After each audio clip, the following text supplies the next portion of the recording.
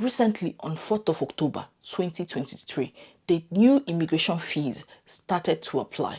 The fees increased from 15 to 30%, and to be sincere, I was not so happy about that increase. I'm sure many of you were not happy about that increase. But at the same time, there was a proposed increase in the IHS fees. IHS fees stand for Immigration Health Surcharge, and the proposed increase was going to be from £624 to £1,035. Many people didn't know when it was going to happen, and the Home Office said that they were going to release a date on when that fee would start. And they said they were going to release that date from autumn. And now this is autumn, this is fall, and the Home Office has finally announced a date for the increment in IHS fees. It's very important that you prepare yourself for this. Hello everybody, my name is Cynthia. I share information that will help your transition into the UK to be as smooth as possible. I talk about traveling and settling through study or through work in the UK, Canada, or US. So if this is the type of things you're interested in, please subscribe to this channel.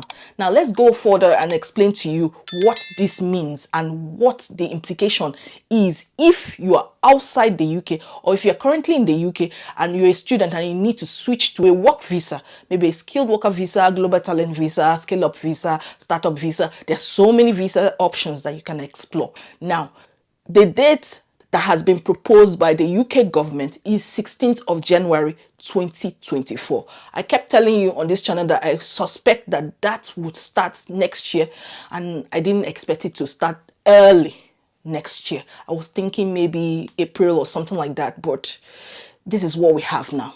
A date has been proposed for it. Now, that date is subject to an agreement by the members of parliament. So if the members of parliament agree that 16th of January 2024 is the date when the IHS fees would rise from £624 to £1,035, then if you apply for a visa from that date, you would have to pay the increased charges. However, remember that if you are under youth mobility, student visa, or maybe a child applying for visa switch or anything like that, you would have to pay £776 instead of the £470. I have told you severally that this will impact many families because if you're a family of 4, maybe father, mother, and 2 kids, you are likely to pay IHS fee close to £11,000. That's a lot of money. This does not include your visa fees at all. And it is so heartbreaking that this is happening. It's going to make UK not desirable for people or immigrants to come in. And that is one sad thing that I feel like the government needs to do something about it, because it's not fair for people that are already in the UK. If you're a student in the UK and you need to switch to another visa, it's advisable that you switch as soon as possible. If you need to switch to maybe a skilled worker visa, you have to pay the IHS fee. But if it is the health and care visa, which is not just, it's still under the skilled worker visa, but the IHS fees, you don't need to pay for it, then you are safe under that ground. Seriously. And this is encouraging many graduates, people that have obtained their masters, to go into the care sector, because it's very difficult for you to pay off your school fees and then you have to raise this amount of money to pay for visa fees. That's why when many master's students say, oh yes, I have come in and I'm hustling, I've paid off my fees, I am now sending money back home, I am doing this, I'm building this, I'm like, okay, have you prepared for your visa switch? You have to pay that amount of money, which is IHS fees plus your visa, and maybe relocating to another city. If you've gotten a job in another city, you have to move to that place, pay for rent. And sometimes rent, some landlords are asking up to 6 months deposits. If you have a family, you want to rent an apartment or a 3-bed or 2-bed, they're asking for ridiculous amounts. 3 months, 4 months deposits. Seriously, it's really hard at this time to live and study and work in the UK, and it's so sad that it has gotten to this. So I want to encourage you, wherever you are, if you need to renew your visa, please do so. If you have completed your studies, please apply. And remember that if you don't put all your documents in a particular visa application and you are denied, or it's subject to you have to reapply for it, and it crosses or reaches that 16th of January 2024, even though it's not your first time applying, you have to pay for the new visa fees. And this is so sad and so heartbreaking. What can I say? What I can say is just save every single penny you have.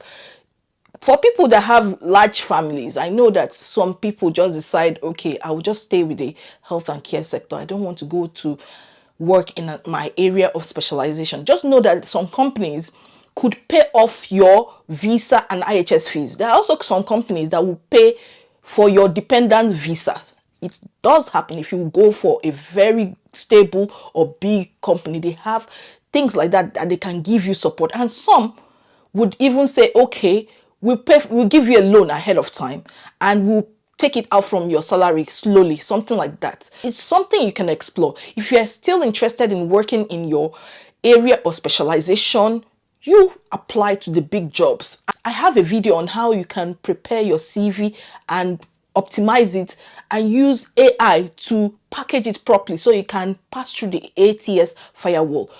Go for that job. You might be shocked that they will pay for your, visa fee. If you ask, sometimes if you don't ask, then you will not get it. Just ask. It doesn't stop anything from happening. They won't withdraw their offer or COS because you ask. Just ask and say, hey, hello, dear distant, will you support me in applying for my visa fees? Some people actually get opportunities like that. I've met many people. Some of my friends have had such opportunities. So that's why I'm throwing it out there. If you don't ask, nobody would tell you. And if you want to stay back and the only option you feel is to stay under the health and care, visa route, it's fine. You take care of your family. The dependents can go into some other area which is not health and care, so they can increase the amount of income you're coming in. You don't want to be on minimum wage. Both of you on minimum wage is really hard. When one person is on minimum wage, the other person is going for the high job offers, the higher job potentials where they can bring in more, maybe twice if possible. You can get £20 an hour, if you can go as far as getting £25 an hour. Look for jobs that will help you as a family unit, because after applying for that visa, you still have to apply for ILR and you have to raise the funds for the ILR. I remember when I applied for my spouse visa this year, I have a video explaining the details, because that's part of the thing about this channel. I want you to be able to see the process of applying for these visas, what to expect, so that when you're doing your own, you would be able to know what to expect. I showed the procedure, as in like the whole process, step by step, all the applications I had to do and all the documents I had to provide. And I remember that time I paid for IHS fee. It was £1,560. Yes, £1,560. But with a new visa fee, oh my goodness, with the new IHS fees, it means anybody trying to extend or apply for spouse visa in the UK would have to pay almost £2,587. It's a lot. £2,587 is a lot, seriously. And I just want to encourage you that whatever you are doing right now, just try and save for your visa switch. It's very important you do. And if you want to explore the US, Canada, please do so. You must not stay in the UK. You are aware, I released a video that explains to you that you can actually apply to get your PR in Canada from the UK. And it is so fast. 3, 4, 5 months, you've gotten a response.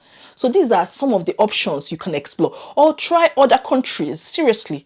So I'm so sad about this news. I know how it's going to affect many people in this country, people that are migrants with the hope of, trying to switch or come in to settle or work or study. I know how hard it is for many people, But I wish you the best. I hope you'll be able to make the best decision for you and your family. So remember to like, share, subscribe. This is Cynthia Academy. We share information, we do not hoard.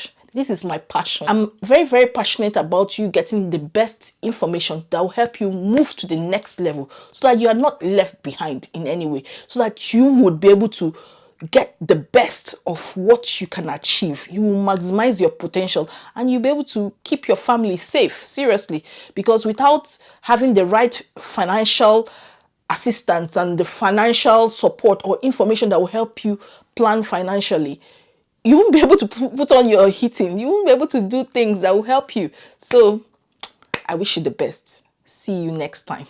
Bye bye.